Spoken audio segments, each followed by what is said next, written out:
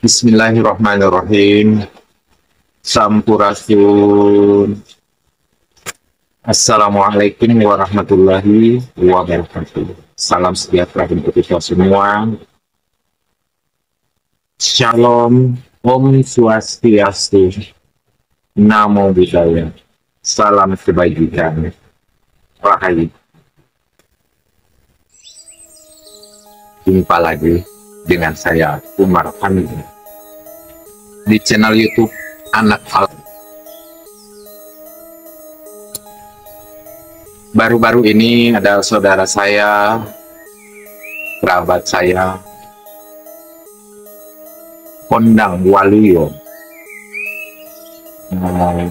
yang memiliki julukan Cah Gemblung, Cah Gemblung, diundang ke Jawa Timur, tepatnya di Mojokerto. Nah, untuk salah satu menyatukan visi dan misi dengan teman-teman di sana di Mojokerto yang berkaitan dengan organisasi yang disebut Tantra, namanya Tantra Indonesia. Nah, berbicara dengan Tantra Indonesia, ya lebih mudah. Indonesia saja baru ada itu tahun 1945. Walaupun memang nama Indonesia sudah ditemukan di tahun 1830-an di luar negeri sana.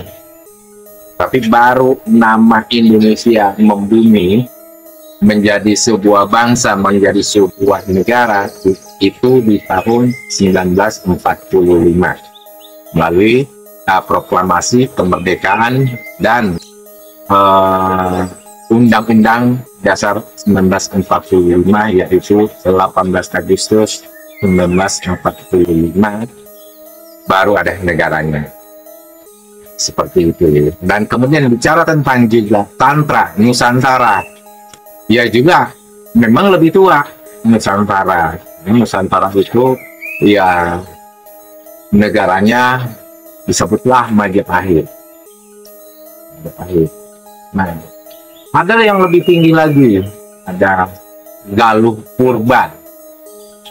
Galuh Purba, kemudian ada Kalingga. Kalau kerajaan bicara tentang kerajaan, ada Kalingga, Galuh, Galuh Purba.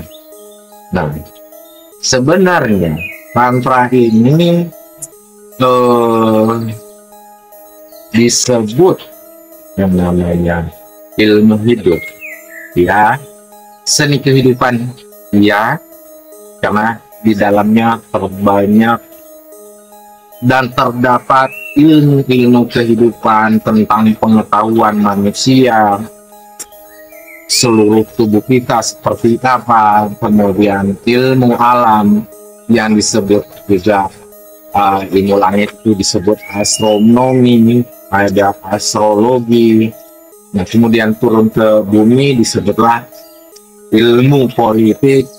Politik itu bukan partai, tapi lebih kepada ilmu hidupnya. Ya, kalau partai itu wadah, organisasi bentukan manusia. Tapi kalau politik itu sudah dasarnya berawal dari Tantra, semuanya berawal dari Tantra. Nah, seperti itu. Karena Tantra itu sendiri sudah jauh sebelumnya, sebelum ada manusia itu ada, Tantra sudah ada. Nah, seperti itu. Nah, sebelum melanjuti apa yang saya akan sampaikan, kita lihat dulu film-film yang saya sudah ambil dari YouTube saya tahun 2015 yang lalu. Saya sudah naik, cuman ada hanya beberapa orang saja yang bisa melihat karena ada lagi di blog tersendiri. Oke, berikut cuplikan.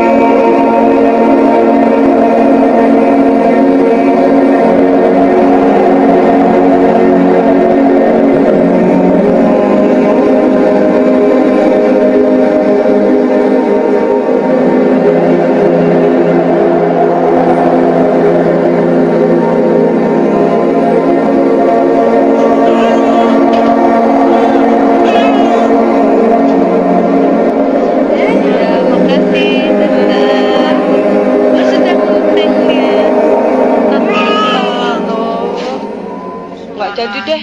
Kenapa ya?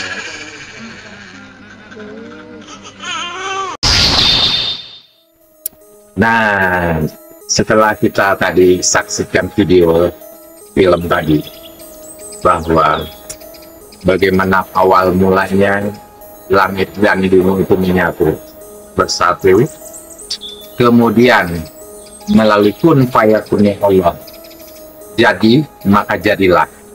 Nah, seperti itu. Meledak, kemudian berputar, berotasi, jadilah planet-planet. Kemudian berputar mengelilingi porosnya semua planet-planet itu sampai galaksi-galaksi hingga bima sakti, nebula dan seterusnya. Jadi kita bilang nggak jelas atau tidak jelas kalau kita melihat, tapi itulah pengaturan alam semesta yang Allah sudah tetapkan. Seperti itu. Jadi berputar, mengelilingi, saling berputar, tidak ada putus-putusnya seperti takdiratan, muter lagi, balik lagi, muter lagi, seperti itu. Ya. Kemudian dari situ masuk ke bumi, kemudian di bumi turunlah namanya terjadi proses yang namanya manusia, ya kan, menyatunya laki-laki dengan perempuan, terjadi proses di situ. Kemudian dalam kandungan rahim seorang ibu, bayi berkembang, kemudian lahir di muka bumi. Seperti itu proses tadi filmnya ya. Nah, itu tantra. Jadi tantra itu ada jauh sebelum yang namanya Big Bang tadi, letusan Big Bang. Karena tantra ini yang sudah ada di alam kahyangan sana. Kalau disebut surga, surgawi, itu sudah ada. Jadi turun ke muka bumi ini bersamaan dengan turunnya Nabi Adam beserta istrinya ke muka bumi. Itu bersamaan pula turun dibawa oleh Nabi Adam dan Siti Hawa ke muka bumi. Jadi kalau disebut tadi lebih tua atau banyak negara yang mengklaim tantra itu, yaitu gimana ya menyebutnya? Banyak negara, ya India, ya Eropa, ya mana saja yang mengaku bahwa tantra itu adalah milik mereka, ya tidak. Ya sesungguhnya tantra itu adalah milik Tuhan, karena Tuhanlah yang menciptakan, Allah lah yang menciptakannya. Tantra karena itu bagian dari seni Allah yang maha melukiskan itu. Nah, begitu. Jadi inilah tantra ini yang dibawa oleh Nabi. Dan sebelum Nabi Adam turun, Nabi Adam dan istrinya sudah menjalani kehidupan tantra di surga sana atau di kahyangan sana. Nah, sehingga terjadilah yang namanya, kalau hubungan-hubungan di dunia yang di sekarang kita kenal, banyak orang bahwa tantra itulah kaitannya dengan hubungan laki-laki dan perempuan atau seks gitu. Ya, ya bisa, karena memang bagian tantra itu bagian dari politik, bagian dari ilmu hidup, ilmu astronomi, ilmu astrologi, ilmu bumi, dan segala macamnya yang berkaitan dengan kehidupan baik di alam semesta maupun di dunia ini, itu semua hubungannya dengan tantra. Karena tantra itu sesungguhnya adalah gerakan. Nah, gerakan yang disebut sunnatullah. Nah, seperti itu. Kita saksikan dulu apa dari Kang Cak Ginblung atau Kang Kondang yang hasil rekaman suara dari Mojokerto berikut ini. Assalamualaikum warahmatullahi wabarakatuh. Salam rahayu bagi kita semua. Salam sejahtera, salam kebajikan bagi poros sesepuh Nusantara dan poros sedulur saya di Projo ini. Barakallahu likulli umrik. Ya. La ilaha illa anta, la haula wala quwata illa billah. Allah Akbar, walillahilham. Allah senantiasa memberikan ridho dan keberkahannya atas niat baik yang digagas oleh beliau, saudara saya Rama. La ilaha illallah, tidak ada Tuhan selain Allah, dan tanpa ridhonya, tanpa keberkahannya, niat mulia pun akan sia-sia. Nah, makanya di sini titik awal ya daripada langkah tujuan mulia penerus perjuangan para sepuh, para leluhur terdahulu dimulai dari sini. Ya, di titik nolnya di wilayah timur, yaitu di Tlatah Mojokerto, yaitu di mana dulu berdirinya sebuah kerajaan yang besar, yaitu kerajaan Mojopahit yang dipimpin oleh raja yang mulia, yang agung, yang besar, yaitu Raden Mas atau Romo Wijoyo. Nah, kita ini generasi penerus. Ayo, anak cucu putra wayah meneruskan daripada perjuangan para sepuh terdahulu. Bukan hanya cerita, bukan hanya membaca literasi atau sejarah, tapi buktikan dengan kenyataan apa yang bisa diperbuat. Bagaimana kita bisa berbuat? Kita harus menyatukan rasa, menyatukan keinginan, menyatukan suatu program yang mulia, meneruskan perjuangan para sepuh yang seperti digagas oleh beliau. Nah, tanpa dukungan daripada para sedulur semua, para sesepuh, para spiritual Nusantara, bagaimana itu akan terwujud? Bersatunya rasa sak Nusantara akan menciptakan jagat ini menjadi indah, menjadi terang, menjadi jagat yang tentrem seperti yang diharapkan para sepuh terdahulu. Itu bukan hanya cerita, bukan hanya harapan, kita wujudkan di sini melalui Tantra Indonesia. Tantra Indonesia is the best for you and for me and the people in the world. To love my art. Yes. Nah, itu. Nah, ini harus diangkat, dimulainya dari sini. Biar pada ngerti. Kan begitu. Sehingga tujuan mulia ini, ayo kita gotong bersama-sama, kita sengkuyung. Di sini sifatnya kita pelaksana, ya, pelaksana daripada konsep yang sudah disusun oleh para sepuh leluhur terdahulu. Kita melaksanakan saja, rasa nambah-nambahi. Nek kuat ya, ayo disengkuyung, ora kuat dongok ke wae. Semoga Allah memberikan ridho dan keberkahan daripada niat mulia yang digagas oleh putra wayah, terutama generasi yang telah mendapatkan nur ilahi, nur Muhammad, dan nur yang ada di jagat ini sebagai penuntun laku uripe menungso kaya tongkat. Aja padha lepas teken ira ing tanganmu supaya apa? Dituntun kanthi laku sing lurus, sing bener. Tongkat iki fungsine nggo nuntun. Ora sebagai tongkat ini sebagai kesaktian, bukan simbol ketepengan, kegujengan. Apa? Ya ajarannya Gusti Allah, firman Gusti Allah ya apa? Al-Qur'an. Jangan lepas dari teken. Lah Al-Qur'an iki simbole teken iki lho. Iki teken. Iki bukan jimatku, bukan ajajiku, bukan kesaktianku, ning sek nuntun. Pinangka lantaran nuntun men ora gebusuk-blusuk, men ora kena gedung-sang-dungsang, men ora ning kali, ora ning ya kesasar-sasar apa? Teken. Lah teken apa Adik? Al-Qur'anul Karim, firman Tuhan. Ya. Nah sekarang wis do ucul, teken kan ucul yang glebat. Kesasar tekan ndi? Lah ngono. Mana aja nanti ucul ya. Teken ira aja pada ucul. Kegucingan ira, teken simbole teken. Lah ngono. Ya, itu saja saya selaku ya ini salah satu daripada umat, salah satu dari kawula, salah satu dari putra Nusantara ya. Saya kepengen terhadap suatu kebaikan, ya, kebenaran yang sejati. Ayo bangun rasa, bangun tresno dengan dimulainya center point di sini, yaitu yang diberi nama Tantra Indonesia. Jos, lanjutkan Gus Rama. Barakallahu li umrik. Wassalamualaikum warahmatullahi wabarakatuh. Salam rahayu, salam sejahtera bagi kita semua. Om Swastiastu, Namo Buddhaya. Jadi kalau kita menyebut Tantra Indonesia, pasti negara lain akan mengklaim miliknya karena Indonesia lebih muda.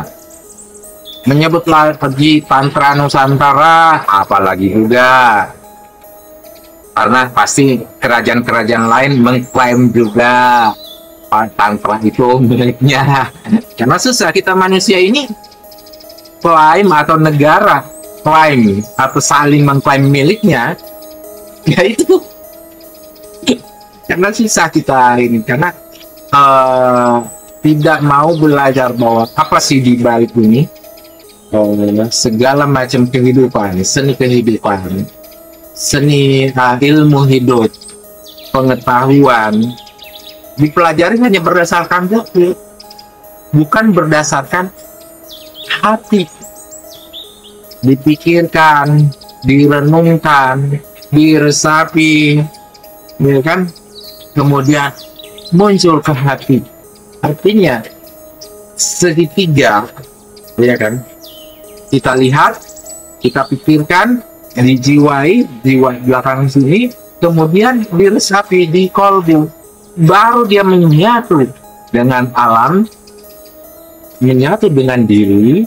Nah, disitulah yang namanya penyatuan diri. Disebutlah namanya segala ilmu yang kita dapatkan, yang kita pelajari dari bayi sampai anak-anak, sampai remaja, sampai dewasa. Itulah ilmu hidup. Segala perjalanan kita lalui, itulah seni kehidupan. Ada kalanya kita sakit, ada kalanya kita sehat, kita bersenandung, kita menyanyi, kita membaca, ya kan? Ya, hidup keseharian, macam-macam, kita bisa tidur, ya kan? Kita bisa makan, kita bisa mandi, ya kita bisa, kalau yang suami istri ya seperti itu. Nah, oke, kita lanjut lagi kepada apa yang pemahaman Adinda Lia Lestari. Saya perhatikan ininya dia, Adinda Lia ini mau belajar dan mau menyampaikan segala ilmu yang dia ketahui, pembelajaran. Nah, Adinda Lia berbicara tentang tantra yang diakui agama-agama dan disalahgunakan oleh orang-orang tertentu, jadi sekte, ada kelompok-kelompok dan segala macamnya. Nah, ini kita saksikan dulu Adinda Lia berikut ini. Agama asli Nusantara dimusnahkan karena menyimpang atau sesat. Kenapa sih agama-agama kuno di Nusantara, termasuk agama-agama kuno di tempat lain yang disebut juga sebagai agama pagan itu banyak yang dimusnahkan, sehingga sekarang kita jarang bisa menemukan penganutnya. Bahkan kita sering mendengar bahwa agama kuno itu justru dicap sebagai agama yang sesat. Padahal kalau ditelusuri, justru ajaran-ajaran teologi atau tauhid atau ketuhanan dalam agama-agama kuno tersebut ternyata lebih detail dan lebih menyeluruh. Di saat agama Samawi mencitrakan Tuhan sebagai sesuatu yang jauh dan terpisah dengan manusia, agama-agama kuno malah mengajarkan bahwa Tuhan itu ada di mana-mana, melingkupi segala sesuatu, cikal bakal dan esensi dari setiap yang ada di dunia ini, dan sebenarnya manusia itu bisa menyatu dengannya. Karena itu, ajaran agama-agama kuno di Nusantara biasanya kental dengan ajaran penyatuan mistik atau kemanunggalan yang mengajarkan manusia agar bisa meningkatkan kesadarannya, sehingga akhirnya bisa sadar dan menyatu atau melebur dengan Sang Maha Pencipta. Dalam kejawen, proses ini disebut juga sebagai manunggaling kawula Gusti. Dan manusia yang menjalani laku-laku spiritual dari agama kuno biasanya cenderung memiliki tingkat kesadaran yang lebih tinggi, sehingga mereka bisa manunggal dengan sekitarnya, baik dengan lingkungan sekitar maupun dengan makhluk-makhluk adikodrati yang dulu disebut sebagai dewa atau roh leluhur, sebelum akhirnya mereka bisa melebur atau manunggal dengan Sang Pencipta. Jalan untuk bisa melebur ini ada banyak, dan kalau di Nusantara ada yang namanya jalan tantra, baik tantra kiri maupun tantra kanan, dan ini dijelaskan lengkap dalam buku tantra berikut ini. Ketika ajaran tantra kanan lebih banyak berkutat pada ibadah, sembahyang, perenungan, meditasi, dan yoga, maka tantra kiri justru sebaliknya. Tantra kiri justru identik dengan ritual-ritual seram seperti meditasi di tempat-tempat angker, melakukan tarian mistik, minum alkohol hingga mabuk sepuasnya, minum darah, dan masih banyak lagi ritual-ritual seram yang dilakukan dengan tujuan untuk memuaskan sifat raksasa dalam diri manusia hingga jenuh. Sampai akhirnya manusia merasa jenuh dan tidak lagi laki-laki dikendalikan oleh ego serta nafsu mereka. Jika ego dan nafsu ini sudah berhasil dilampaui, maka kesadaran manusia bisa meningkat hingga akhirnya bisa mengalami keterlepasan dan akhirnya manunggal dengan Sang Maha Pencipta. Pada prakteknya, Tantra ini banyak menggunakan patung-patung dan simbol-simbol tertentu sebagai sarana ritual. Inilah yang tampak sebagai seolah-olah penganut Tantra ini menyembah patung atau berhala. Sebenarnya, jalan spiritual semacam Tantra ini tidak hanya ada di Nusantara saja, tapi di belahan dunia lain juga sudah banyak dipraktekkan, walau dengan nama yang berbeda-beda. Di peradaban Mesir kuno, jalan spiritual Tantra ini banyak dipraktekkan dalam sekolah-sekolah misteri yang tertutup dan rahasia. Dalam peradaban Mesopotamia, Tantra juga tetap dilaksanakan. Bahkan biasanya petinggi dan kaum intelek justru paling rajin melaksanakan ritual-ritual tersebut. Hingga kini, Tantra juga masih dilaksanakan dalam setiap organisasi kebatinan di seluruh dunia. Bahkan secret society seperti Freemason, Illuminati, dan Rosicrucian pun masih melakukannya. Inilah yang membuat kenapa mereka begitu luar biasa hingga menguasai dunia. Di zaman nabi-nabi dan rasul pun praktek spiritual Tantra juga sudah ada. Itulah kenapa di zaman tersebut marak ada patung atau berhala yang dijadikan sebagai sarana ritual, terutama ritual Tantra Kiri. Menurut perhitungan dalam buku sejarah dunia yang disembunyikan dan kitab Hindu Purana, diperkirakan kita saat ini telah memasuki zaman Kali Yuga yang dimulai sejak meninggalnya Dewa Krishna atau sekitar tahun 3102 sebelum Masehi. Di zaman ini kejahatan merajalela sehingga dunia banyak dikuasai oleh manusia dengan sifat-sifat raksasa, yakni penuh nafsu, egois, rakus, dan penuh dengan angkara murka. Menurut Iketut Sandika dalam bukunya Tantra, di zaman Kali Yuga ini, Tantra Kiri merupakan jalan spiritual yang ideal untuk dilaksanakan. Karena sifat dari Tantra Kiri adalah menaikkan sifat-sifat raksasa dalam diri untuk kemudian dilebur, sehingga manusia bisa meningkat kesadarannya di level kedewataan. Dalam prakteknya, Tantra Kiri ini memang sangat disukai oleh orang-orang yang memiliki sifat jahat dalam diri, baik orang yang jahat karena masih memiliki banyak timbunan ego dan nafsu, maupun para dark triad, yakni tipe orang yang memang terlahir dengan sifat jahat yang cenderung permanen. Praktek Tantra Kiri di satu sisi memang bisa meningkatkan kedikdayaan seseorang, karena praktek ini banyak bermain dengan energi dan makhluk-makhluk dari dimensi rendah, yang kalau digunakan bisa meningkatkan daya-daya gaib atau kesaktian seseorang. Inilah yang banyak dicari orang-orang serakah dan jahat di zaman Kali Yuga ini. Karena itu, jika Tantra Kiri diamalkan oleh orang dengan kepribadian yang jahat, maka dampaknya bisa sangat destruktif sekali, bahkan mengganggu keharmonisan sosial. Mereka akan sering melakukan ritual seram-seram dengan media berhala atau patung sebagai sarananya dengan tujuan agar mendapatkan daya-daya sakti yang meningkatkan kewibawaan diri. Namun daya-daya sakti ini bukannya meningkatkan kesadaran dan mengkonversi manusia menuju ke sifat-sifat kedewataan, melainkan di tangan orang yang salah, daya-daya sakti ini justru membuat orang jadi makin jahat dan merusak. Itulah kenapa di tangan orang yang salah dan di tangan para dark triad, Tantra Kiri justru hanya membuat mereka menjadi dukun, tukang sihir, atau manipulator jahat yang mengganggu ketertiban sosial. Kita sudah beberapa kali mendengar kisah para nabi zaman dulu berperang melawan orang-orang yang dikatakan menyembah berhala ini tanpa kita tahu detail apa yang melatar belakanginya. Tapi kalau kalian baca buku sejarah dunia yang disembunyikan ini, maka alasan nabi-nabi zaman dulu memusnahkan berhala dan menghentikan praktek-praktek okultisme tersebut menjadi masuk akal. Nabi Musa dulu pernah menghancurkan patung anak lembu yang menjadi sesembahan Bani Israel. Nabi Ibrahim pernah menghancurkan berhala-berhala yang disembah Raja Namrud dan rakyatnya.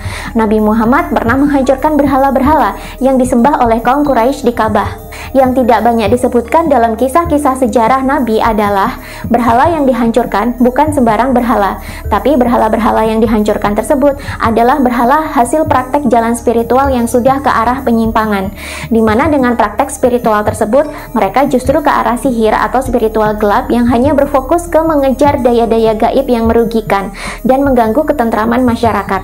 Karena itulah praktek-praktek tersebut dihancurkan. Namun sejarah mainstream hanya menyebutkannya sebagai praktek penghancuran berhala saja.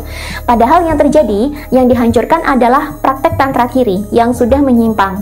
Zarathustra, pemimpin spiritual dan pencetus agama Zoroastrianisme, juga pernah berperang melawan kaum-kaumnya yang melakukan sihir untuk praktek-praktek menyimpang dan mengganggu ketentraman masyarakat. Di Nusantara, praktek Tantra Kiri sangat marak dilakukan saat kerajaan Hindu dan Buddha masih eksis. Dan tak jarang praktek tersebut melenceng dari pakem aslinya dan malah mengganggu ketentraman ketentraman masyarakat. Praktek tantra kiri yang seharusnya dilakukan tertutup dan rahasia justru dilakukan di lapangan terbuka. Dalam buku Misteri Bulan Suro berikut ini terdapat sebuah kisah bagaimana dulu salah satu wali songo berupaya merubah praktek tantra Bhairawa atau tantra kiri menjadi budaya kenduren. Dulu sudah biasa masyarakat berkumpul di suatu tempat membentuk formasi duduk melingkar lalu diiringi dengan ritual tarian mistik, seks bebas, minum darah dan daging, bahkan minum alkohol berlebih sebagai bentuk praktek tantra kiri yang menyimpang. Praktek inilah yang dihentikan lalu diganti dengan budaya kenduren. Duduk melingkarnya itu tetap, tapi sajian alkohol, darah, dan dagingnya diganti dengan tumpeng. Aktivitas menari mistik dan hubungan badannya diganti dengan aktivitas doa bersama, sholawat, atau mengaji Al-Quran. Dan jadilah budaya kenduren itu berlangsung hingga kini. Dan ritual tantra Bhairawa atau tantra kiri pun lenyap. Kalaupun masih ada yang melakukannya, ritual tersebut dilakukan secara sembunyi-sembunyi karena takut disalahpahami oleh orang banyak. Semenjak itu, aktivitas apapun yang merepresentasikan jalan tantra, entah itu meditasi, yoga, olah pernafasan, sesaji, bahkan tarian mistik sekalipun, dianggap sebagai sesat, syirik, dan wajib ditinggalkan. Dan budaya tantra lantas tenggelam oleh adat dan ritual agama baru yang semakin jauh dari spiritualitas dari tahun ke tahun. Jadi, penyebab dimusnahkannya agama-agama kuno di Nusantara bukan melulu karena alasan politik dan ekonomi, namun juga karena ada faktor penyimpangan yang marak dilakukan, sehingga praktek-praktek spiritual Nusantara dilenyapkan oleh Wali Songo dan diganti dengan adat istiadat baru yang berbau Islam. Ini sudah seperti hukum alam. Ketika suatu praktek agama atau spiritual sudah menyimpang dari tujuan aslinya, maka akan terjadi chaos atau gejolak untuk menyeimbangkan alam. Praktek tantra kiri yang menyimpang hanya akan membuat manusia makin rakus dan jahat. Karena itu, agama Islam yang dibawa Wali Songo naik untuk meredakan kerusakan yang ditimbulkan. Tapi kini, setelah agama menjadi kering dan mulai merusak spiritualitas, ajaran-ajaran spiritual kuno mulai digemari lagi. Praktek tantra mulai dipelajari kembali. Pertanyaannya, apakah nanti akan ada penyimpangan tantra lagi seperti di zaman dulu? Menurut kalian bagaimana? Kita sudah saksikan tadi Adinda Lia Lestari. Jadi tantra diambil oleh sekte atau pemujaan menjadi aliran-aliran. Ya sah-sah saja, karena memang tidak semua orang yang memahami, hanya orang-orang spiritual yang bisa mengerti memahami, tapi mereka salah gunakan, ya, bermeditasi, kemudian berhubungan dengan gaib, level-level yang bukan level tertinggi, tapi level rendah, ibaratnya itu api itu, ya, nih api itu kan ada merah, ya kan, merah, ya, kemudian agak kebiruan. Ini atas ini paling level rendah nih. Nah ini bawah nih level tertinggi, kebiruan. Nah kalau di dalam pelan itu kan ya sama dengan ini. Nah level tertinggi itu adalah ungu, ya kan. Sesungguhnya ungu itu masih di bawah. Yang tertinggi itu spiritual itu adalah nila. Nila ini mungkin seperti ini ya. Nah, ini ungu ini ya. Nah, ini nila. Itu nila itu level tertinggi spiritual kalau di dalam spiritual. Nah, seperti itu.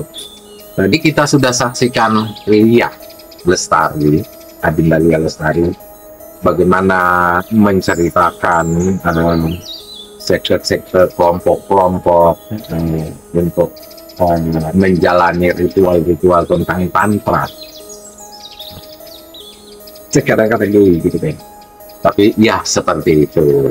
Ada nih manusia yang mau sebenarnya lagi masih pencarian jati diri, masih mencari jati diri, belum menemukan kitab dirinya.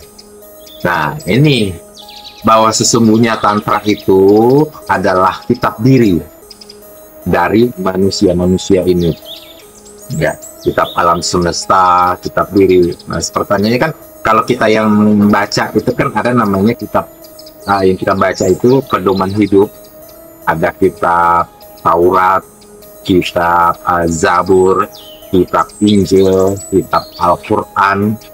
Nah, kitab diri itu ya tantra itu sendiri telah kitab diri, disebutlah ilmu hidup dan seni kehidupan di dalamnya, dan itu menyangkut namanya tata krama di dalamnya, ada sopan santun, ada etika, ada adab, disebut budi pekerti atau akhlak. Itulah tantra. Ya, kita lanjut lagi ke video berikutnya dari Ngaji Roso. Kebetulan ada Jero Rudra di situ, di Ngaji Roso. Kita coba saksikan berikutnya. Masalah ajaran Tantra Bhairawa ini adalah polemik sebenarnya. Polemik di Nusantara, khususnya di Bali, yang mana ajaran Bhairawa ini pernah mengalami distorsi, hilang kepercayaan. Jadi banyak yang mengkaitkan kata-kata Tantra dan Bhairawa ini dengan hal-hal yang jelek. Ya jujur harus kita akui hal-hal yang jelek. Contohnya? Ya contohnya Bhairawa pernah didistorsi atau direndahkan, itu adalah masalah ajarannya. Jadi penganutnya, banyak penganut ajaran Tantra Bhairawa itu yang masyarakat salah persepsi, sehingga dinilai ajaran Tantra Bhairawa ini adalah ajaran yang paling ekstrim, dengan mengedepankan molimonya katanya. Ya, jadi dengan dasar molimo atau disebut dengan panca makala puja. Ya inilah yang sebagian masyarakat di Bali, bahkan mungkin di Jawa, banyak istilahnya yang tidak mempercayainya, karena ajaran ini dianggap ekstrim kiri. Nah seperti itu. Tetapi sesungguhnya ajaran Bhairawa itu tidak seperti yang masyarakat umum pahami. Nah disinilah pentingnya saudara kita yang dari Ngaji Roso mengetahui apa sih sesungguhnya Bhairawa itu sendiri. Ya, kalau kita artikan Tantra Bhairawa itu sangat luas sekali artinya. Tantra saja kalau kita artikan ada 7 pondasi Tantra, sehingga ajaran orang disebut mempelajari Tantra itu ada 7 pondasinya. Sekarang ditambah dengan Bhairawa yang artinya menyeramkan, yang artinya katanya ekstrim. Ada juga menyebut bahwa Bhairawa itu artinya yang maha hebat dan lain sebagainya. Kalau ditambah dengan dasarnya yang lagi 5, yaitu adalah panca makala puja itu, maka itu akan menjadi 13 atau 12 bagian ajaran. Nah begitu. Jadi Tantra dan Bhairawa ini sesungguhnya adalah gabungan dari ajaran Tantra dan Bhairawa. Jadi tidak berkiblat pada ajaran lain. Banyak yang mengartikan bahwa Tantra Bhairawa ini apakah ajaran dari luar Nusantara. Menurut saya pribadi yang saya pelajari, Tantra Bhairawa itu punyanya kita. Nah, siapa asli kita? Ya, kita Indonesia. Asli Tantra Bhairawa itu adalah ajaran Nusantara. Tidak ada kita itu berkiblat pada Bhairawa misalnya yang ada di India. Bahkan ada di Barat misalnya. Seperti Tantra, kalau kita bahas Tantra itu di Barat, maka Tantra itu berkonotasi dengan apa? Dengan seks. Ajaran Tantra selalu terkonotasi di Eropa itu dengan seks. Makanya ada senam tantrik, yoga tantrik, dan lain sebagainya. Karena mereka selalu mengedepankan itu. Memang ada bagian-bagian ajaran di Bhairawa itu, kalau dihubungkan dengan Tantra, memang ada. Kata-kata seksualitas itu ada, tetapi yang di Nusantara dipahami bukan arti harfiah seks itu. Seks itu adalah pertemuan antara laki perempuan, tidak dipahami seperti itu. Kalau orang tua kita dulu di Jawa, yang paling tua peradabannya, itu memahami Tantra itu adalah laku hidup sehari-hari, yang terdiri dari 7 pondasi kehidupan. Itu Tantranya dulu. Jadi ketujuh itu apa misalnya? Ada mantra, ada yantra, ada tatwa, ada tatwanya atau filsafatnya. Kemudian ada yang disebut jenananya. Setelah dia mempelajari keempat ini, dia akan punya jenana atau pengetahuan sungguhnya. Terus ada juga mandalanya, diri kita adalah mandalanya. Nah begitu pengertiannya nanti. Terus yang keenam istilahnya ada disebut dengan mudranya, bagaimana gerakan-gerakan tubuh atau gerakan tangan. Terus yang ketujuh, yang terakhir itu disebut dengan Saprahi Tantra. Jadi artinya orang yang sudah mengenal Tantra itu harus ada 7 pondasi pelajaran Tantra yang harus dia lakukan. Bisa dijelaskan? Yaitu tentang misalnya 7 contoh, pondasi tadi, Bro? misalnya mantra. Dari pertama, mantra. Kalau kita belajar itu mantra itu sangat penting. Di mana mantra itu berarti adalah man dan tra, kata dasarnya. Jadi man itu artinya pikiran atau manah. Ya. Kemudian tra itu adalah cermin. Maka mantra itu adalah cermin daripada pikiran kita sendiri. Itu ada dalam laku sehari-hari. Nah, seperti itu mantra.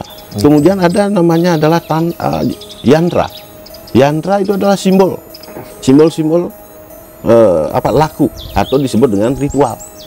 Kalau orang Jawa dulu melakukan ritus atau ritual suci, misalnya di pohon yang besar, di sawah, pas mau panen dan lain sebagainya. Terus ada namanya larung sesaji dan lain sebagainya. Itu adalah bagian dari yantra. Jadi orang tua kita dulu itu sudah sangat paham tentang itu. Kalau kita kurang misalnya dalam mantra, maka yantra atau simbol-simbol sajian inilah yang dipakai untuk apa? Menyeimbangkan. Jadi yantra atau sesajian itu jangan dipaham bahwa ini adalah makanannya para dewa atau makanannya demit, genderuwo, tidak. Tapi ini adalah rasa syukur yang diucapkan oleh leluhur kemudian diaktualisasikan lewat yantra ini, atau disebut dengan sajian kalau kita di Jawa. Banten ya, Banten kalau kita di Bali. Tapi sesungguhnya sama. Di Jawa sajian ada juga nyebut sandingan, ada bubur merah, bubur putih dan lain sebagainya. Itu ada simbol semua. Nah itu bisa saya jelaskan. Kemudian ada juga yang disebut tatwa. Tatwa di sini filsafat hidup. Ada 2 filsafat yang orang Nusantara pelajari, yaitu filsafat yang bersumber dari lontar-lontar. Ada filsafat yang bersumber kepada ini pengajian, seperti ngaji Roso ini, tutur. Nah, makanya disebut tutur ini. Nah, begitu kita nutur ini, ya, jadi kita kasih tutur. Ini bisa menyadarkan orang lain. Kalau yang bersumber pada lontar kuno atau tulisan atau literatur dan literasi, itu misalnya ada kidung. Kidung ini juga termasuk tatwa. Setelah itu kalau yang bersumber pada tutur itu adalah banyak. Jadi tutur orang tua kita kalau kita makan nggak boleh di bawah pintu, di depan pintu dan lain sebagainya. Terus kalau kita makan nggak boleh naikkan kaki. Nah begini, itu adalah tutur dari orang-orang tua dulu yang sesungguhnya adalah bersifat mendidik. Tidak ada yang tidak bersifat mendidik zaman dulu. Nah seperti itu. Bantal misalnya tidak boleh, enak, dilarang. Jangan nggak boleh diduduki, nanti bisa bisulan. Nah begitu misalnya. Itu orang-orang tua dulu begitu cara mengajarkan. Tapi kadang kalau percaya juga terjadi loh. Ya, makanya inilah dari tutur inilah tumbuh keyakinan orang-orang Nusantara dulu, termasuk orang Jawa di Jawa, kemudian di Jawa ditransfer ke Bali, jadilah ajaran yang namanya titen. Oh iya. Jadi ilmu titen, ilmu niteni, ya seperti itu. Jadi apapun istilahnya ada ciri-ciri di sekitar kita maupun di alam semesta. Itu sudah ada ilmunya dari dulu, Mas. Jadi seperti ramalan. Seperti ramalan, seperti itu termasuk ilmu titen ya? Itu termasuk ilmu titen. Oh, kalau ada misalnya bintang jatuh, kamu harus berdoa, nanti bisa terkabul semuanya, kan seperti itu. Kalau itu diyakini, kenapa tidak? Nah, mungkin ajaran titen ini nantinya bisa tergerus, bisa juga menurun ya. Karena apa? Karena kita selalu mendewa-dewakan yang namanya teknologi. Pernah enggak kira-kira Mas mendengar begini? Ngapain belajar yang kuno-kuno? Cina sudah ke Jepang, sudah ke bulan. Amerika juga sudah terbang ke bulan. Nah, seperti itu ada yang itu. Tetapi kita sebagai orang Nusantara tidak akan mundur masalah itu. Kita kan anak cucunya. Siapa lagi kalau bukan kita yang mewarisi ini? Nah, seperti itu. Ada ajaran-ajaran seperti itu. Jadi Tantra yang jelas itu punya 7 pondasi. Tentunya dalam hal ini tidak bisa saya jelaskan semuanya. Nah, jadi contoh-contohnya saja, contoh kecilnya saja. Nah, seperti itu. Jadi seperti itu, nanti kalau mungkin ada waktu, ya kita mungkin bisa ketemu kembali, membahas lanjutan-lanjutannya. Nah, seperti itu. Ini ada lagi, Jero. Apa kaitannya Tantra Bhairawa dan Aksara Jawa? Nah, begini. Jadi saya jelaskan Bhairawa dulu.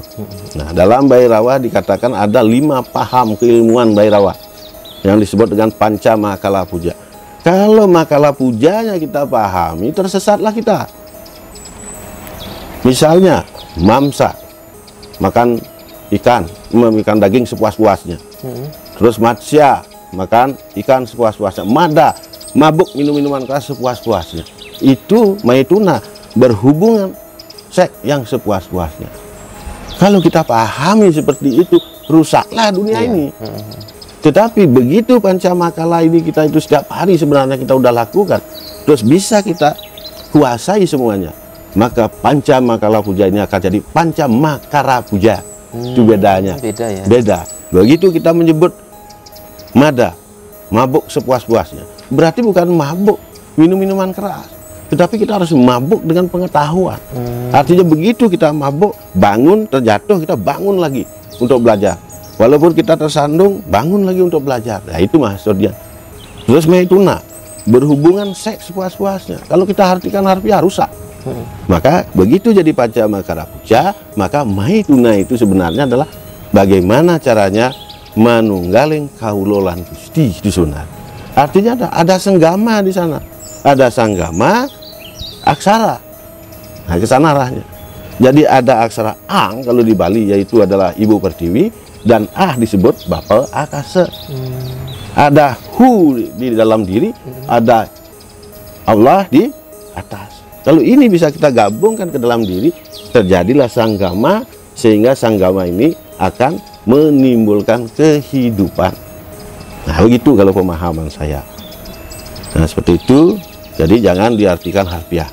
Mari kita artikan bukan pancamakalanya, tetapi pancamakaranya, agar betul-betul kita bisa memahami apa sesungguhnya ajaran Nusantara.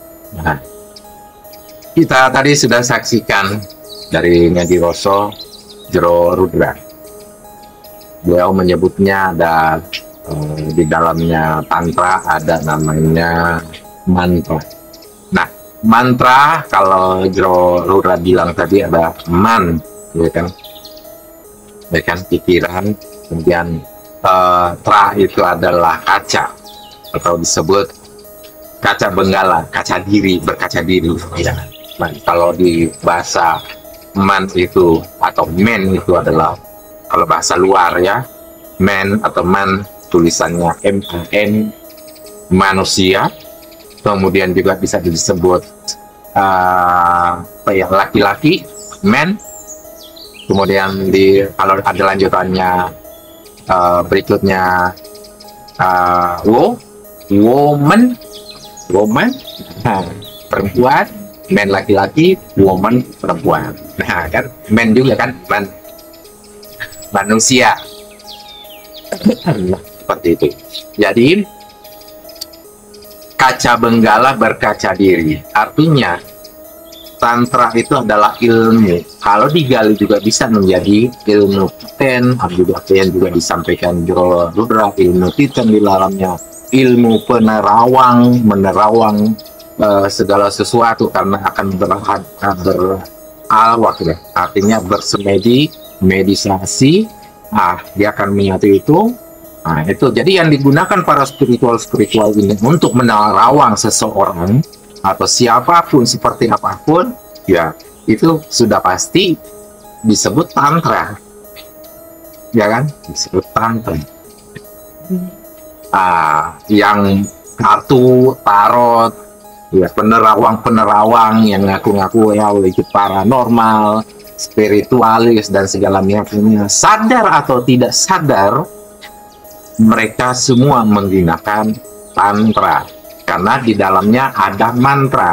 Mantra ini bukan mantra wah ya, kalau kita di Islam, di Muslim, Bismillahirrahmanirrahim, artinya itulah mantra, menyebut asma Allah.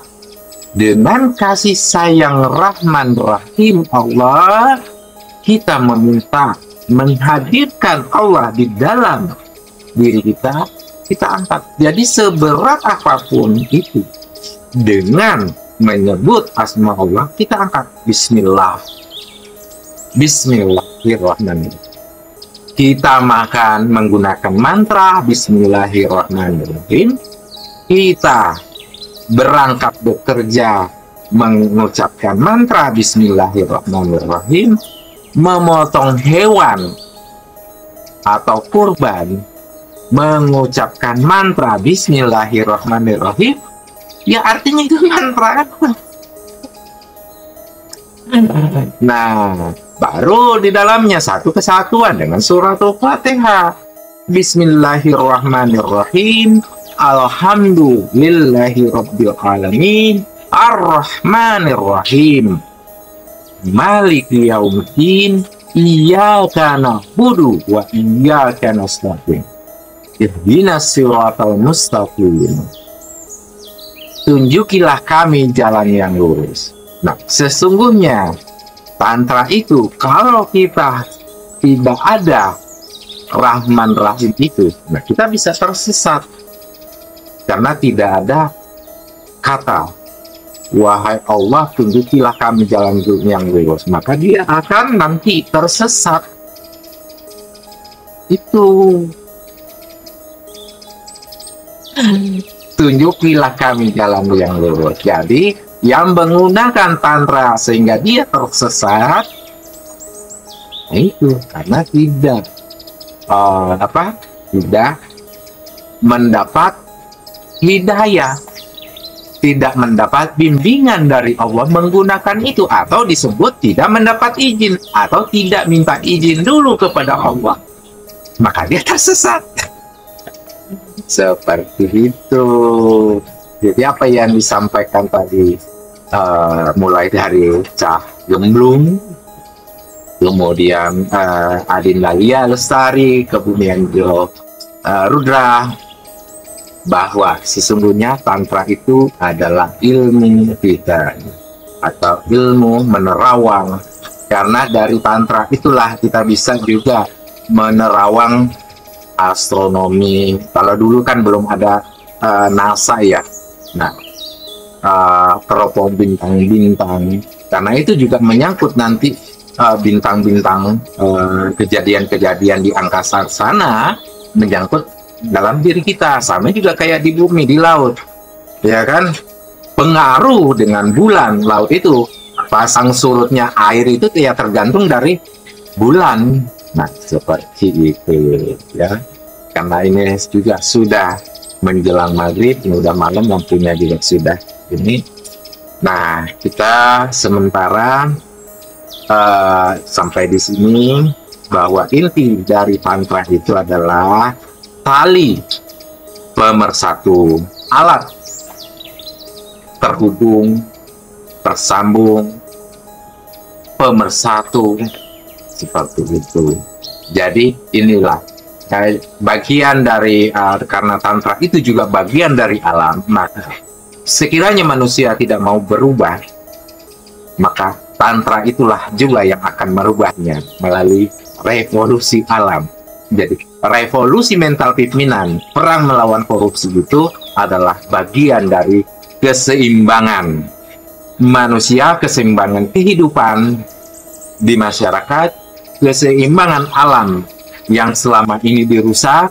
Alamlah yang akan menyeimbangkannya, apakah itu melalui banjir, melalui gempa, ya kan, sama kayak baru-baru ini terjadi di Bogor, ya kan, seperti itu.